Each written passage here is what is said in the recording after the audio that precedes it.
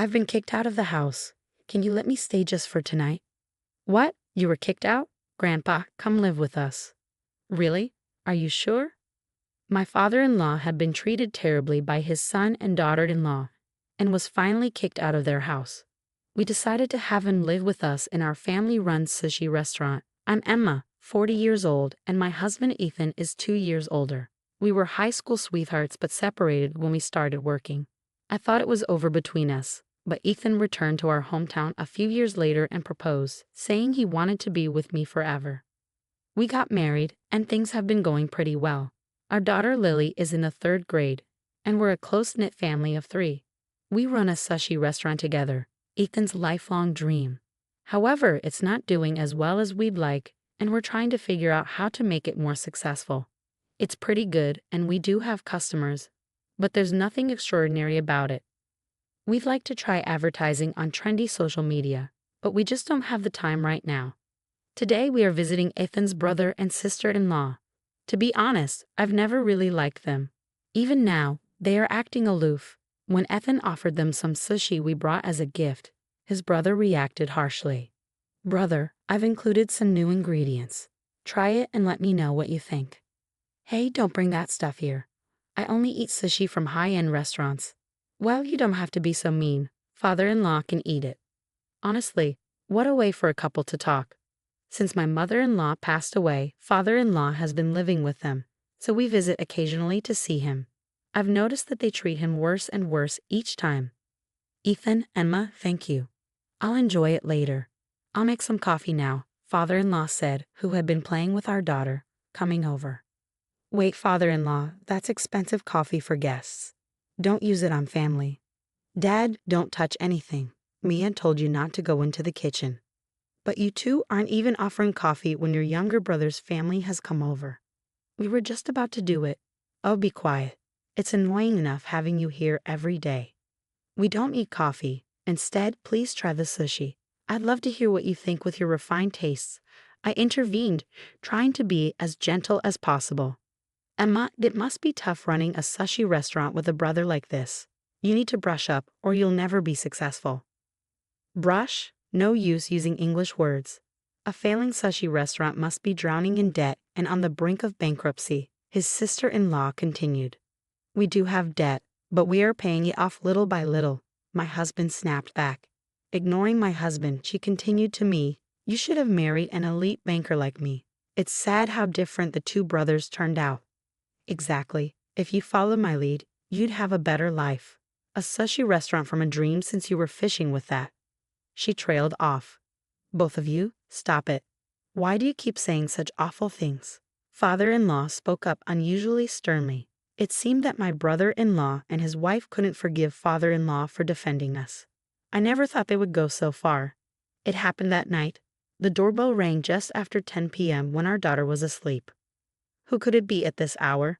I'll get it, my husband said as he went to the door. Dad, what's going on? I rushed over when I heard his surprised voice. Oh, I'm sorry for coming at this hour. I've been kicked out of the house. I hate to ask so suddenly, but could you let me stay just for tonight? What? You were kicked out? He told us that after we left my brother-in-law's house, this had happened. Hey, Dad, what was that earlier? Defending Ethan and them. Well, you two were saying such terrible things. You know we are only taking care of you because we have to, right? It's a nuisance. We've been looking after you because you helped with the down payment for this condo. But isn't it enough? Yeah, we've let you live comfortably. You two felt that way. I offered to cook and clean, but you told me not to do anything. But we don't want you touching the kitchen or anything. Let's just call it quits, shall we? Why don't you go live with your beloved younger son? Yeah. We were outraged when we heard this. What? Is that unbelievable? I've been concerned about my brother and sister-in-law's attitude, but this is the worst. I felt the same way. I can't forgive them anymore. Anyway, it's late, and we have to get up early tomorrow, so let's go to bed. Father-in-law, please warm up in the shower. I'll prepare the bed in the meantime. Thank you, Emma. I'm sorry. The next morning, our daughter was surprised to see her grandfather. Grandpa, what are you doing here? Good morning, Lily. Sorry for coming so suddenly. Why, I'm happy. Let's play when I get back from school. She's been fond of her grandfather since she was a baby, and they've always been close. Mom, did something happen to Grandpa at that house? Oh well, a little. A 9-year-old girl is sharp and understands many things. He's always bullied at that house, and it's sad. Can't he live with us? What? Grandpa, come live with us. That night, our family unanimously decided to have father-in-law live with us. We had been worried about my brother-in-law and his wife looking down on father-in-law. But we couldn't forgive such terrible treatment. We had considered living with father-in-law before, but were concerned about what the family would say and couldn't bring it up. However, my husband was delighted and thanked me. We were most concerned about what our daughter would think, but she was the one who brought it up. So we were surprised. With that settled, it was time to act. My husband called his brother to report, but instead of apologizing, both my brother-in-law and his wife were thrilled. And so father-in-law became a member of our family. A few days later, father-in-law said he wanted to work at the sushi restaurant. It could be in lieu of rent. Don't worry about that. I've always loved cooking, and I actually worked at a sushi restaurant when I was young. Really? Before Ethan was born. And so father-in-law began to help out in the back of the sushi restaurant. Ethan, can I talk to you for a second? I think this fish might be better if we use kombucha. Huh? Which one? Also, could you listen to me for a moment? There are a few things I'm concerned about. Perhaps because they were father and son, father-in-law was sharing his thoughts with my husband one after another. His advice seemed spot on, and my husband agreed to change the preparation method for some of the sushi.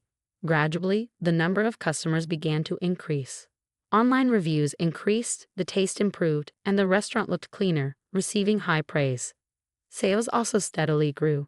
Thanks to father-in-law, our sushi restaurant was able to change for the better. Father-in-law wasn't always at the restaurant, so I felt relieved that my daughter's time alone decreased, and the two seemed to enjoy eating and reading together. But about 6 months later, an incident occurred. My brother-in-law and his wife barged in. Dad! Noah and Mia too. What's going on? We have come to take Dad back. We were so surprised when you really left, even though we were just joking. Yeah, so let's go back quickly. What?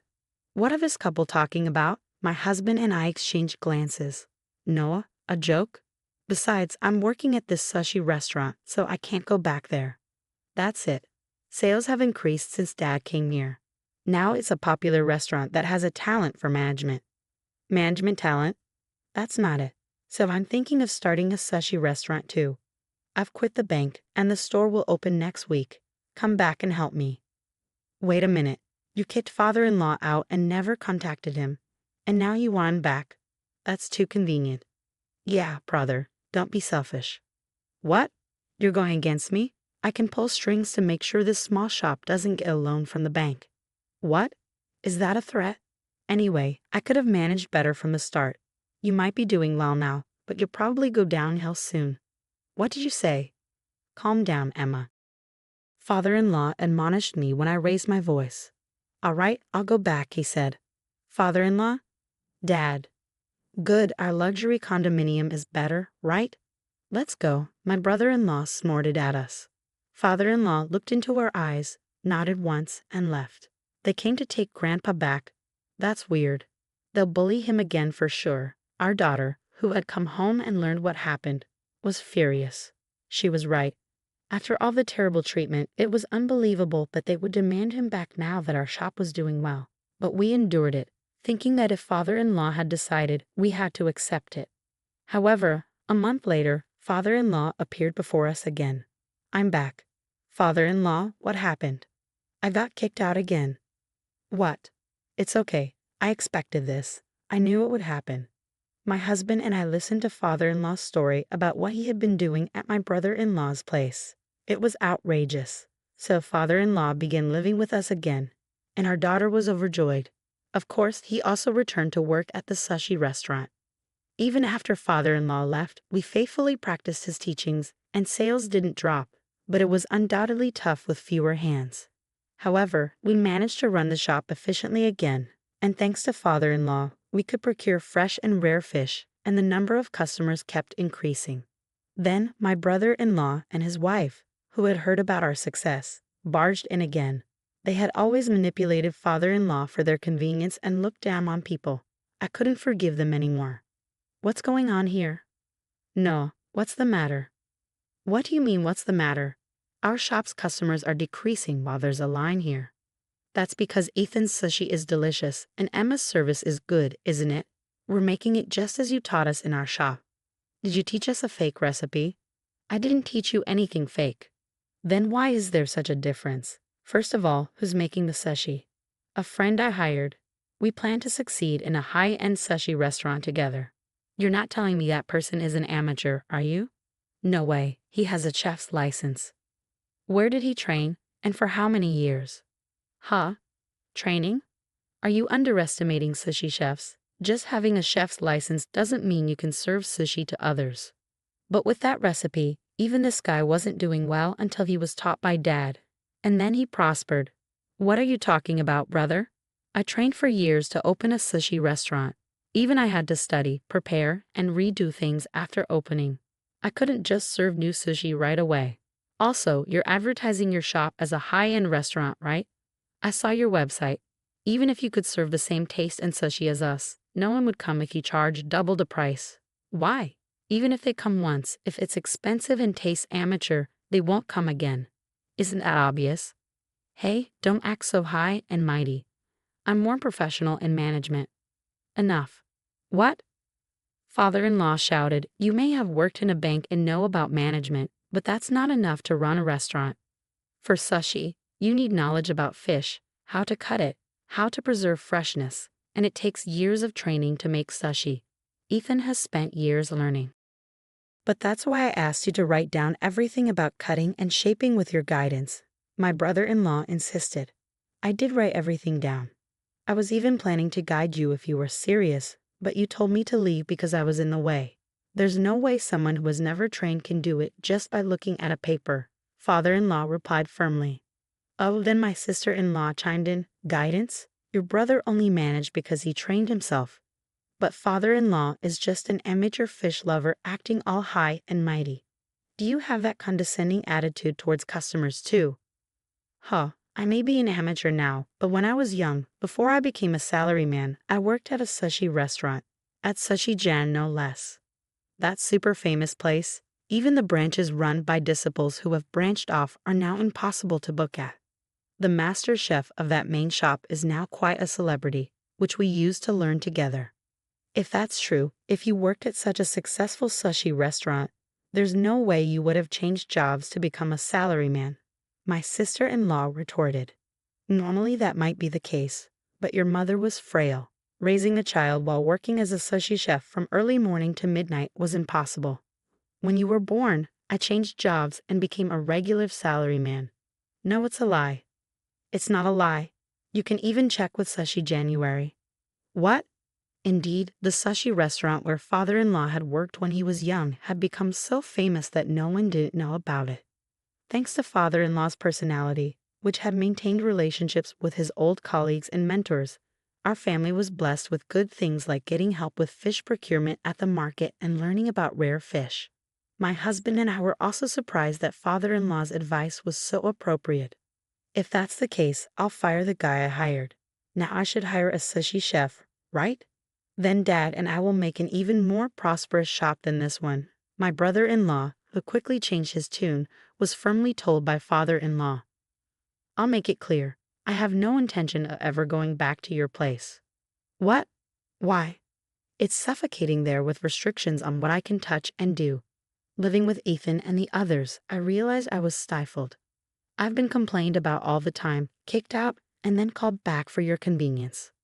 We won't kick you out anymore, father-in-law's sister-in-law said with a forced smile. Even though you don't want to live together at all, huh? My sister-in-law froze with a pasted-on smile. You just want to call me back because you think it will make money, right? My sister-in-law seemed at a loss for words as father-in-law had hit the nail on the head.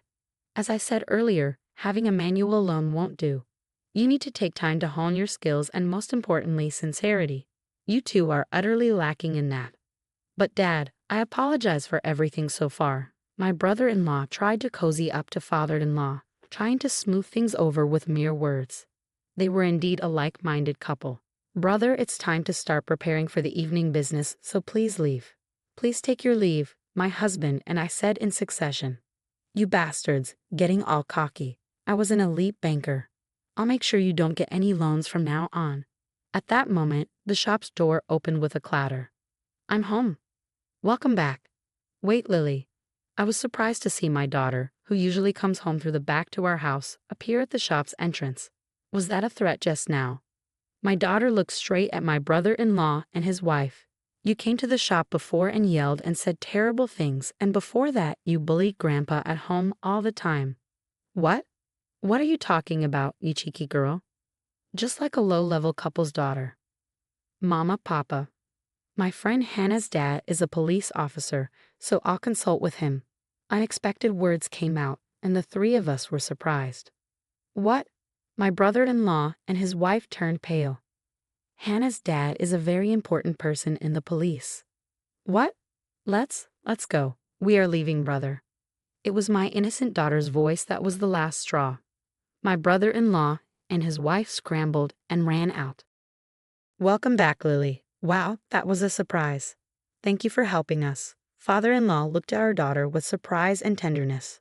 Sure that Hannah's dad is a police officer. Whether he is important or not, I don't know. I was left speechless by our daughter's nonchalant response. My husband, father-in-law, and I looked at each other and then burst into laughter. After that, my brother-in-law's shop closed down within 6 months. He had said that he quit his job and started the shop with determination, but the reality was slightly different. He had blamed his own mistake on a subordinate, and when it was discovered, he was demoted. Unhappy with the demotion, he quit the bank in a fit of anger. So even when the shop's management didn't go well, there was no one to help him, and he ended up with a massive debt. With that piling up, there was no way that couple could succeed, and they are now embroiled in a messy divorce drama. My brother-in-law seems to be job hunting, but given the way he quit, re-employment in the financial industry is tough.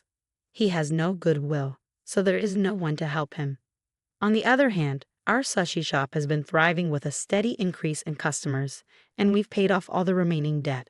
We've been featured in town magazines and on TV, and more people are sharing about us on social media, so we are busy every day. Of course, father-in-law is also helping out in the shop. I never thought I'd have such a fulfilling life at this age. Thank you so much. On our day off, as we were all eating cake, father-in-law said this with gratitude. We are the ones who should be thanking you. That's right, not just the shop, but even at home, we feel at ease and are helped because father-in-law is here. Thank you for loving Lily as well. Grandpa, let's play Othello. I won't lose today. Our daughter, who finished her cake first, called father-in-law from the living room. There will surely be more challenges ahead. The shop may face difficulties, and living together, we may get on each other's nerves at times. Life is long with its ups and downs. At such times, we'll look at each other and talk it out. If we share what we're all thinking, we'll surely overcome anything. Watching the smiles of our daughter and father-in-law, my husband and I smiled at each other.